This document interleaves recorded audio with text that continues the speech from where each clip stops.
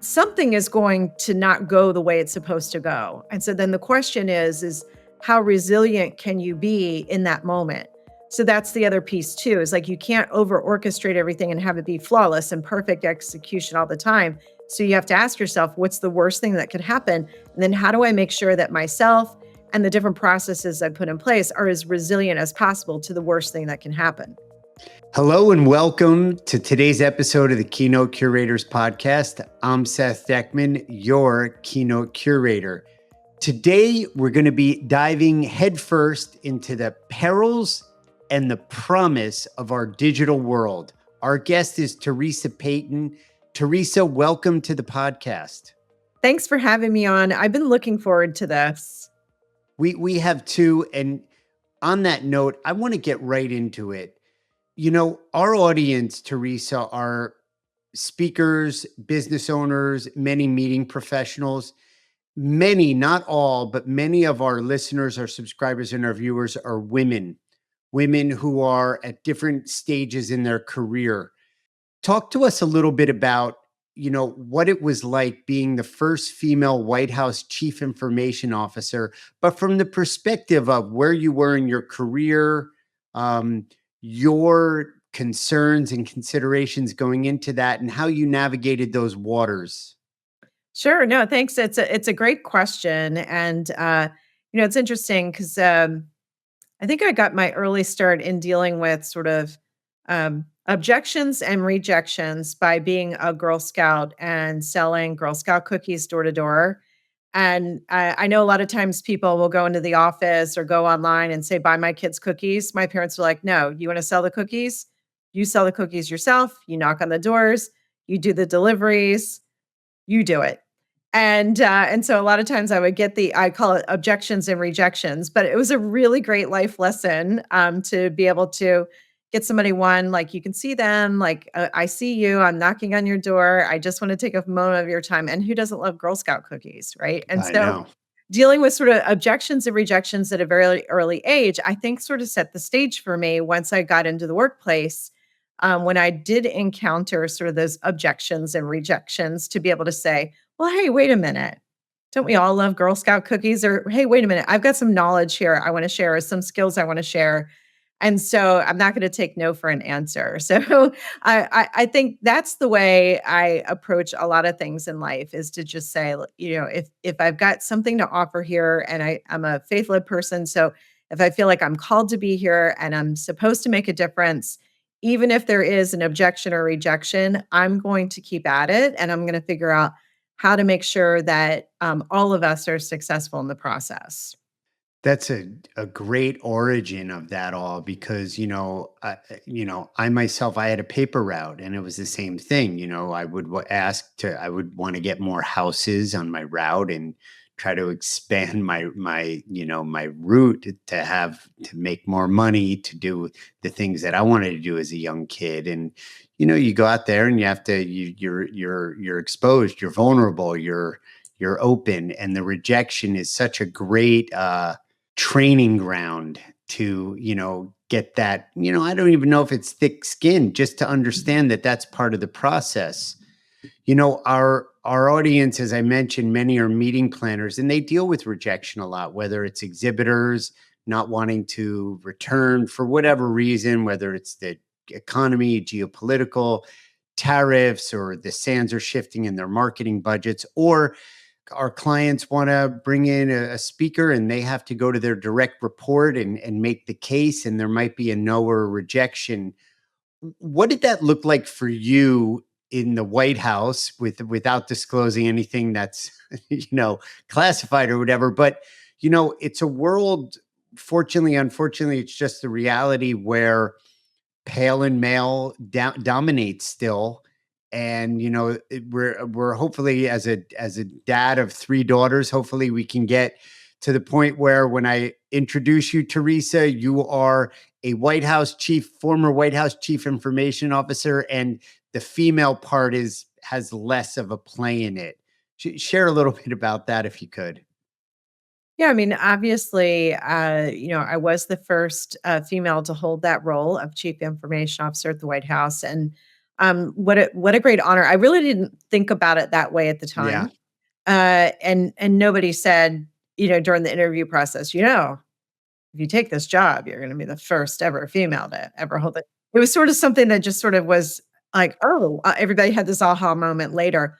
But what I will say is, President George W. Bush, one of the things that he had said prior to my arrival there, so this is second half of his second term, is when I worked for him. And he said, we're always focused on leaving the White House, this place better than we found it for generations to come, not just the next person who wins and comes into this office, but for generations to come. And one of the things that he said is, I would really like to see new names, people who have never been political appointees before. Let's be very deliberate and focused on bringing in more candidates that are minorities, women, people who haven't held these roles before. And because he made it a point, just saying, like, I want the best, most qualified person, but I need you to cast a wider net, which includes people who maybe were never political appointees before. He was able to, really bring in new people like me who had never been a political appointee. And I even remember in the interview process. So, okay, well, let's just take a moment just on the interview process. Right. Amazing.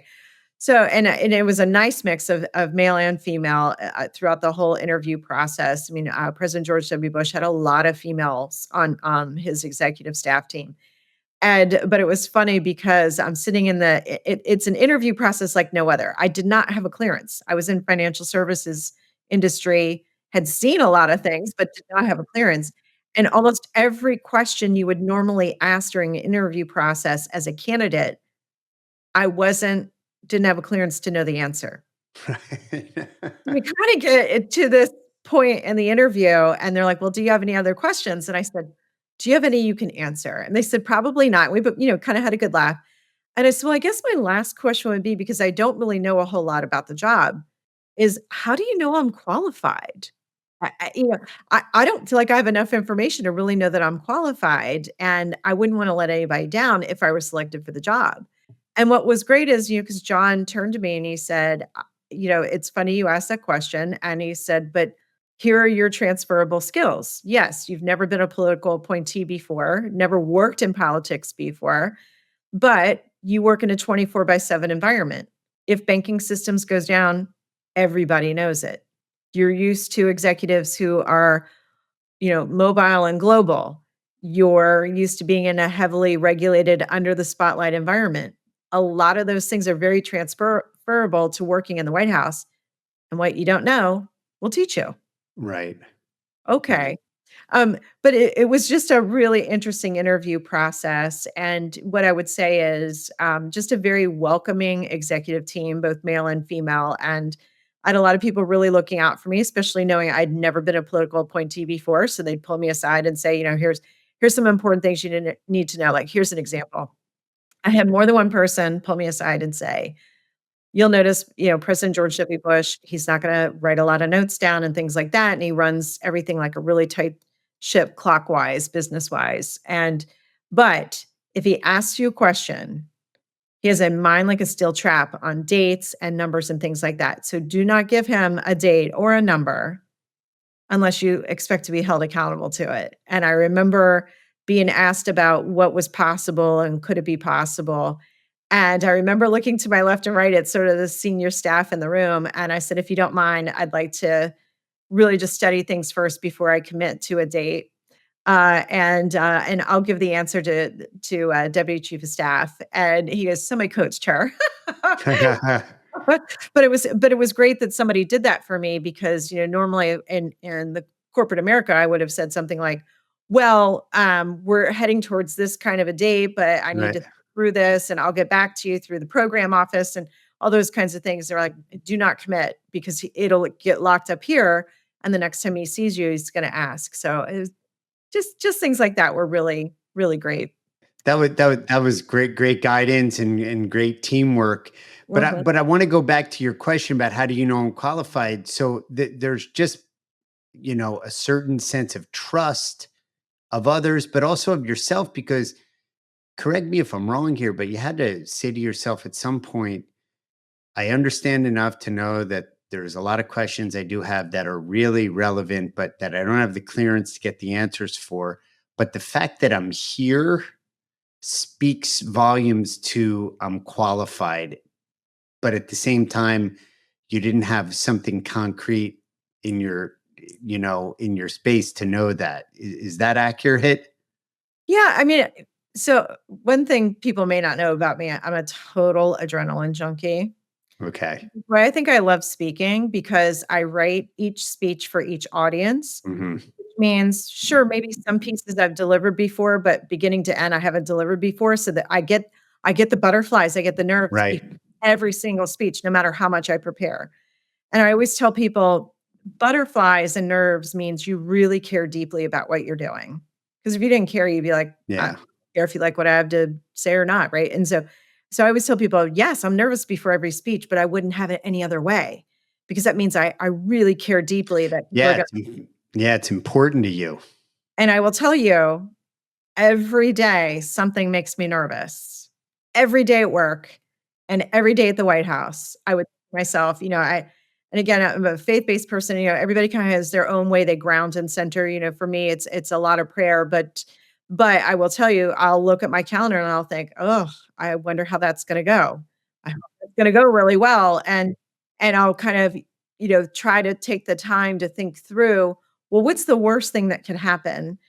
Well, that would be really bad. Okay, Yeah. well, what's the best thing that can happen, and how do I, try to steer towards, those kinds of outcomes, and how do I prepare for the worst thing that's gonna be that could Right. happen during this meeting or during this conversation? So, but I will tell you, even though there was a little bit of like, "We'll teach you the rest," I woke up every morning thinking, "Okay, I can't let anybody down. Like, this is really important work, and I can't let anybody down, but you can't be perfect all the time either." So you're gonna let something is going to not go the way it's supposed to go. And so then the question is how resilient can you be in that moment? So that's the other piece too, is like you can't over orchestrate everything and have it be flawless and perfect execution all the time. So you have to ask yourself, what's the worst thing that could happen? And then how do I make sure that myself and the different processes I put in place are as resilient as possible to the worst thing that can happen? And still knowing that something that you've nurtured and created and constructed, and there still might be wild card that comes in out of nowhere, and that's where the resilience and the ability to adapt and be agile comes into play. I'm thinking of a lot of people you work with as you speak, meeting professionals. You come to a sound check, you get guidance on pre-event calls, you study up, you might interview people. I know how thorough you are in your preparation, and the meeting professional is interacting with you, but you're one of so many elements in their whole event. They might have 20 hotels, ground transportation, catering, food and beverage, security, all these things. But when those doors open up, there is an adrenaline, right? When that general session and their doors open, and there might be some preamble remarks before a keynote, like you would come on for a general session, and they've got their own adrenaline going too, and their clipboard or their, iPad and everything Excel spreadsheeted out, and everybody's assigned. But there's a real, there's that little bit of that unknown that keeps us on our toes a little bit more. Absolutely. I always tell the event planners and the AV team in the room, you 2 have the hardest jobs of the day. When everything works well, somebody else gets the applause. Yeah. When it doesn't work well, you get the blame. Yeah. And I always tell event planners, I'm like, every event you do, no matter how big or how small, it's like you're throwing a wedding in some cases for multiple days, and all you love everybody, but all your crazy aunts and uncles are showing up. So my goal is to make sure I am like the no drama on the so I always try to make sure, like, the event person knows, like, when I get there the night before, I usually email. If it's too late, I don't like to text because I don't wanna wake anybody up. Right. But I'll email and be like, "I am here safe and sound. I love Right. my room. I'm going Right. to bed. I'll see you tomorrow." And I'll even say, like, what time. But you're right that the event people are going through their own things, and the poor AV people, because it could be working right 5 minutes before go live and then not working at all. And like, what do you do? Quick example, I was doing a speech. This is pre-pandemic, but and it was in a casino, and I was kind of like in the pit of the casino, and then everybody could sit up on these levels and downstage in like the theater, the way it was set up. And in the middle of my speech, the whole sound card blew, Mm, lights blew. So we were in the dark, and there was no PowerPoint. There was also no microphone. And AV was like, "We don't know what happened." And they were on a very tight schedule. So I said to everybody in the audience, I'm like, "Okay, I was a cheerleader, I played field hockey, and I'm a soccer mom. I'm gonna just say a couple sentences, and everybody give me a thumbs up or thumbs down if you can hear me." right.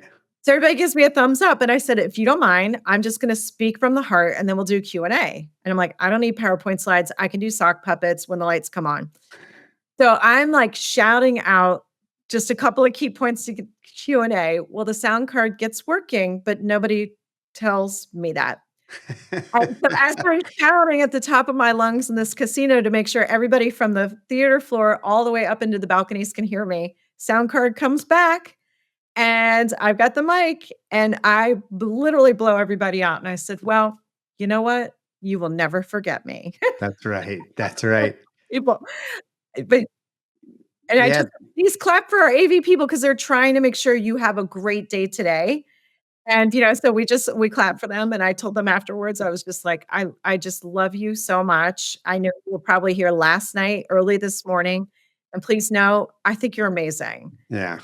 So you just have to be resilient, right? Yeah, and share with us where off the stage and outside of your professional world where this adrenaline rush gets satisfied.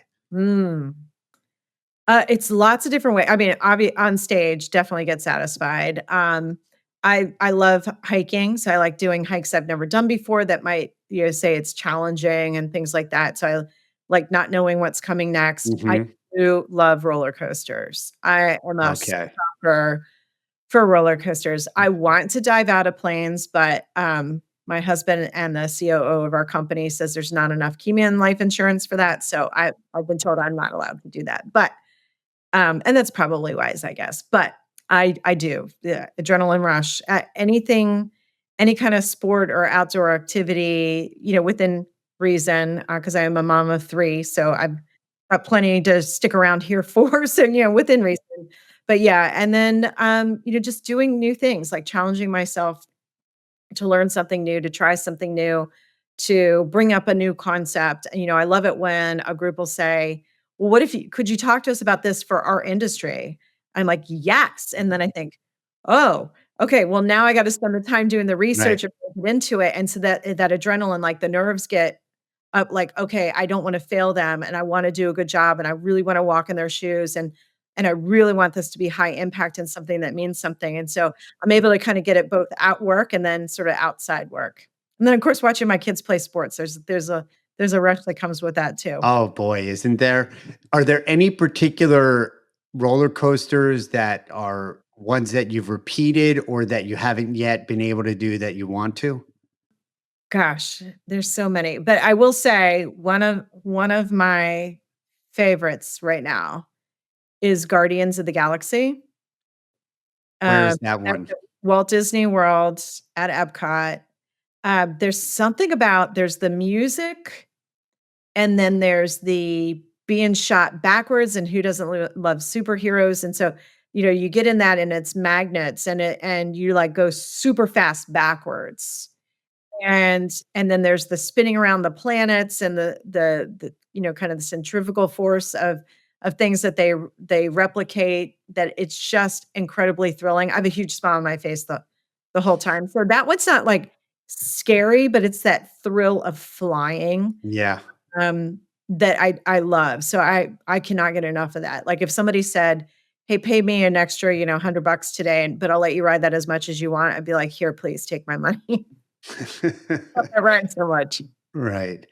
Well, it's cool. I think our audience, whether the sound card goes out, the power goes out, we've had earthquakes. Sometimes these live events can feel like roller coasters, and it may be an unwanted adrenaline rush for maybe not all the right reasons. But I think everybody can certainly relate to that. I want to shift gears a little bit, Teresa. You as an executive, as somebody who, is an advisor to Fortune 500 boards and tech executives and leaders tackling today's toughest challenges, including digital threats, tapping into your expertise, but more as an executive and somebody who has, a lot still to say and a lot of runway in your career. If you could give some unfiltered advice or counsel to leaders today who are feeling just stretched too thin, well, how do you come at that? A couple of things. One is this is gonna sound really unusual coming from, my speech topics are about, AI, technology, innovation. Be deliberate about being analog during your day. Hmm. Hmm. That anxiety that you're feeling is a lack of true human connection on digital. I love this technology. Seth, I love the fact that you and I, based on our schedules aligning, can do this, Yeah. do it electronically, digitally, and it's amazing. And I think, wow, can you even imagine if we could have been together in person? It blows me away, the technology part of it. I mean, it's not lost on me. Like I still think a hot shower or flying 30,000 feet up in the air is like it blows my mind. But yes, I also believe if we recorded this in person, there would be a different spark and a different magic and different, not worse or better, but different for sure. So analog, I cut you off. Yeah, yeah, no, no, I love this that we're talking about this because the anxiety that we're all feeling is we don't have the ability to set the phone down, get off the video call, and just really be together, whether it's like, let's say you're in a conference room whiteboarding out an idea. And so if you're feeling anxious, just ask yourself, what's the one meeting I can do today where we can all be analog? And I know that's hard to do, especially for global organizations. And believe me, I love doing, paid speeches that are webinars or people are live streaming in because they couldn't make it in. Like, I love the fact that we have that option, but we're also human beings. And so we do need analog opportunities throughout the day. And so if you're feeling anxious, ask yourself, can I have a cup of coffee with one person at least 3 times a week? Yeah. I I'm telling you, it will do wonders for you. And I Yeah. know I'm saying that as an extrovert. So, my husband is a learned extrovert. He's an introvert, Right. and it was interesting because when we were first dating, we had a priest.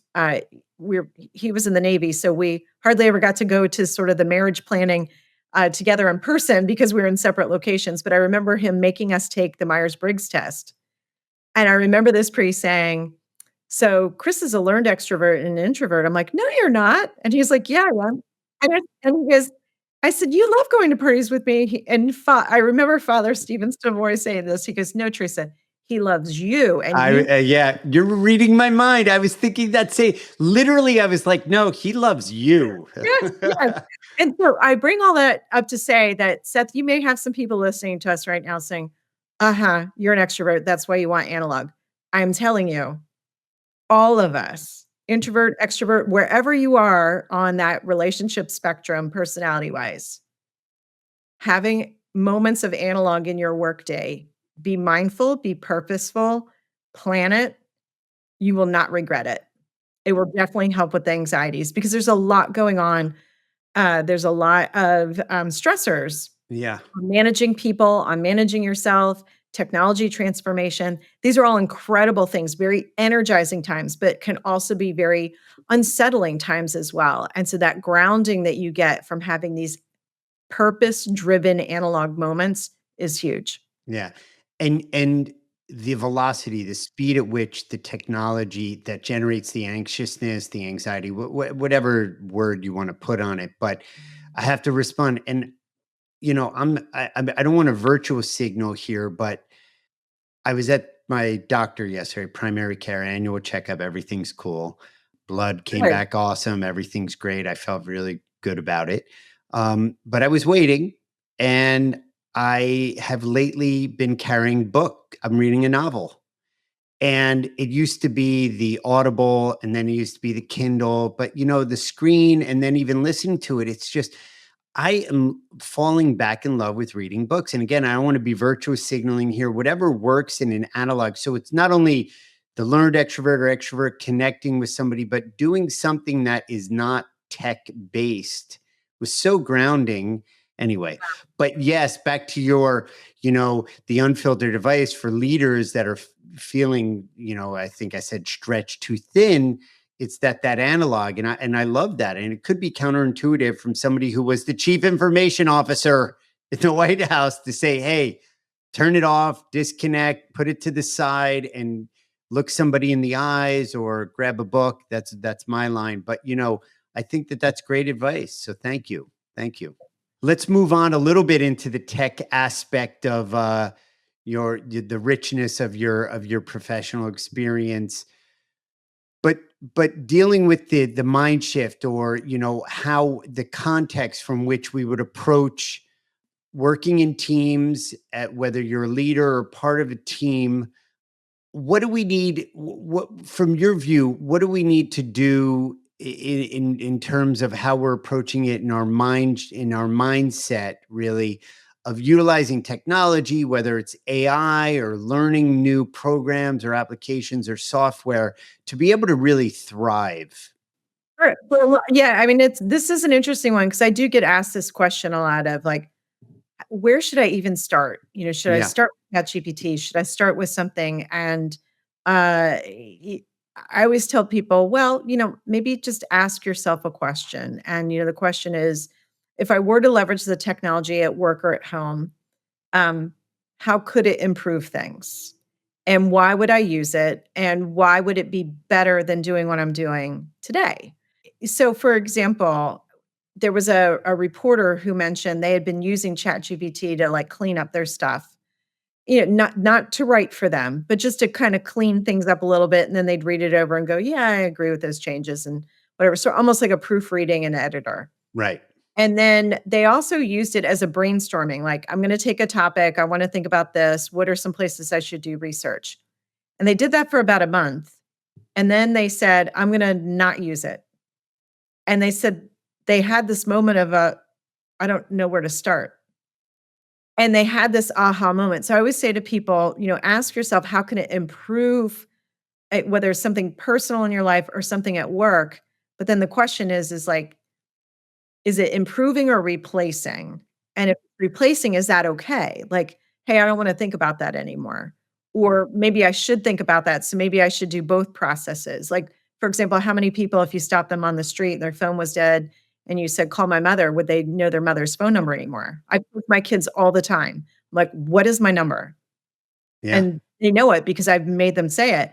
But I Right. can't tell you how many times people are like, my phone's dead and I need to make a phone call. And I'm like, well, I'm not going to give you my phone, but I'll dial the number for you. What is it? Well, I have to look it up. I'm like, Right.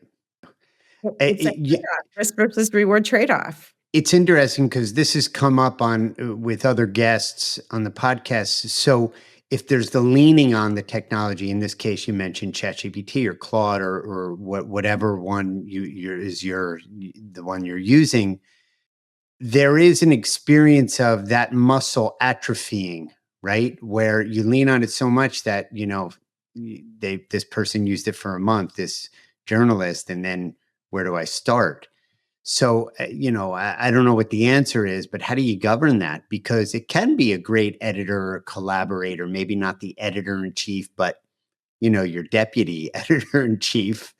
Ultimately, you get to say what stays in and what doesn't. But I don't know. It's just an inquiry. How do you govern that from atrophying?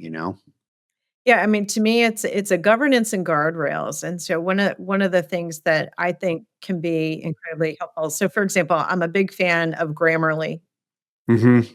So, for those of you who haven't had kids going through high school and Yeah. college, it's incredibly helpful. But it doesn't write for you. No.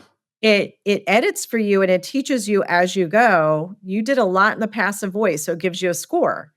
And then it makes suggestions, but then you have to accept the suggestions, or it encourages you to rewrite it again and then it scores you again. Now Grammarly has integrated AI into it, so now it's a little bit more, it's a little less chunky than it was before. So to me, tools like that I think are great because you still have to do critical thinking. I love a tool that's teaching you as you go, but it is streamlining your editing process. Yeah. And, and again, I was like the editor of my high school and college yearbook, and our poetry magazine, so stuff still jumps out at me, like, right away, like, it's like, Right. "There it is, boom, there's the misspelling, Right. boom, wrong word," because of that training that I had. Yeah.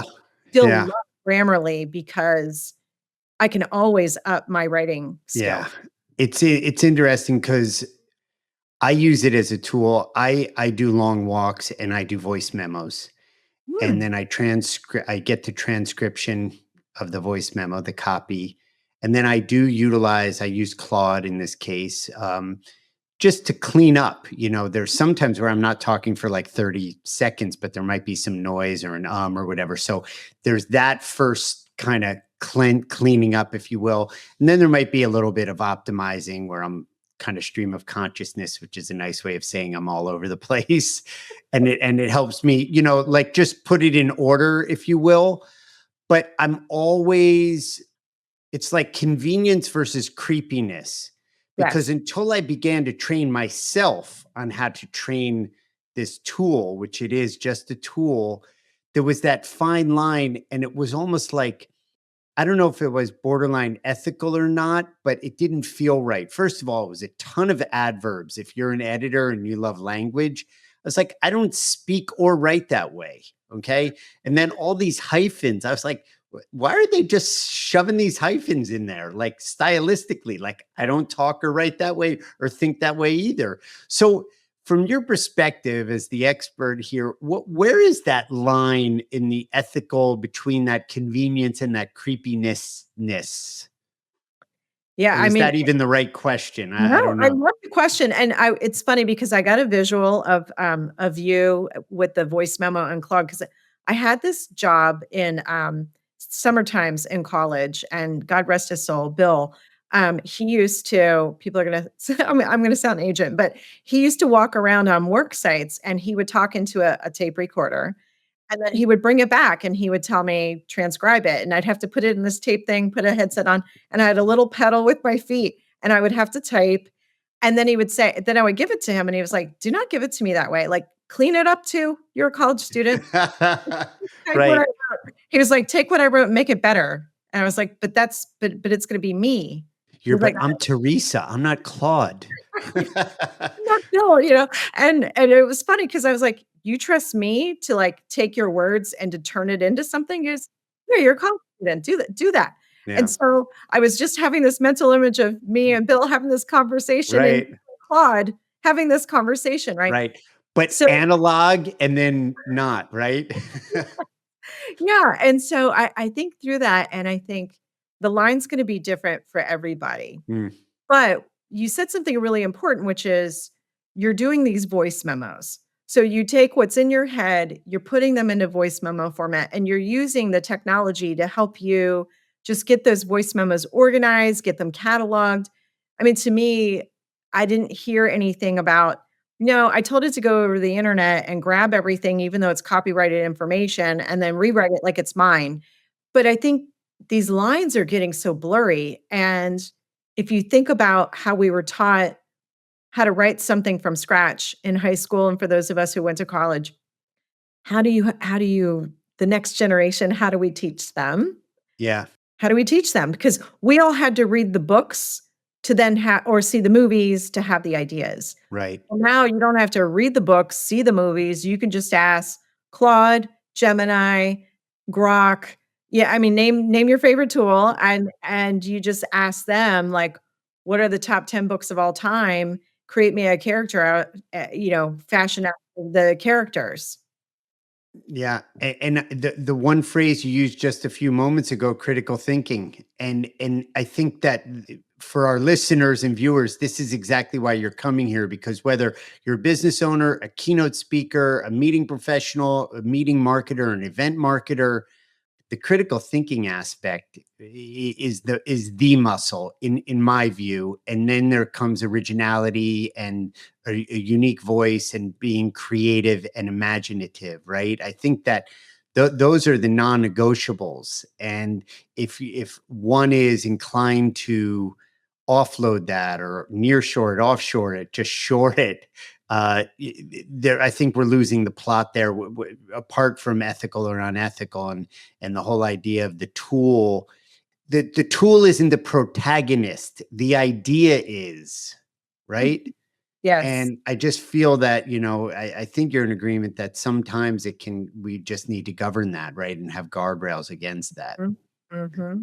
It Yeah, and sounds, I think we have to teach people, like, how do you respect copyrighted work in this digital age? And we hit it early on with search.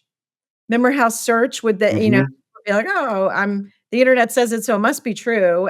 This must be vetted, curated information." And it's like, "Okay, what you just did is plagiarizing." We kinda hit that early on, but now we're in this next iteration of the technology, so we have to have another conversation around original thought, helpers, aids, and what is the dividing line there? Totally, totally. I mean, it is without limit, especially with the speed of how everything is going.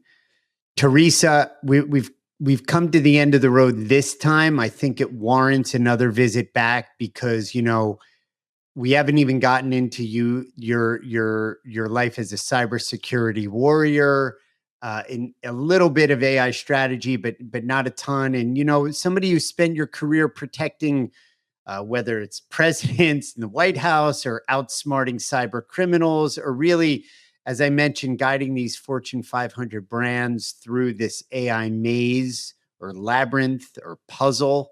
We left a little bit on the table, but I love that you're riding roller coasters and you find the adrenaline in being a soccer mom and every aspect of your life. I just think it's fascinating, and I appreciate you coming and sharing with us your story and your expertise and making a difference not only for our audience but for all the keynotes you deliver out there. So just thank you so much for being with us.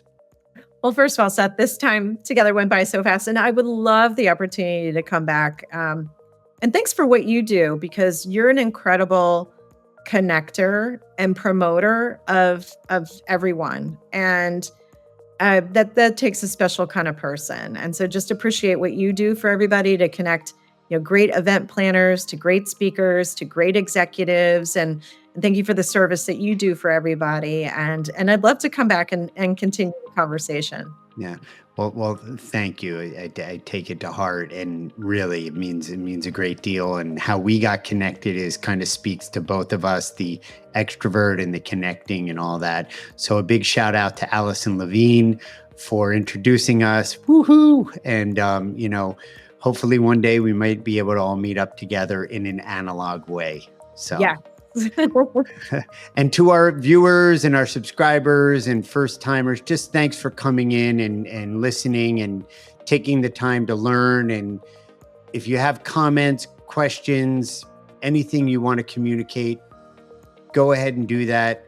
It'll be below the show notes where you can find out where to learn everything about Teresa, her book, her keynotes, and anything you need to know about how to bring her into an event for her to keynote at. So we'll see you next time. Thanks for stopping by.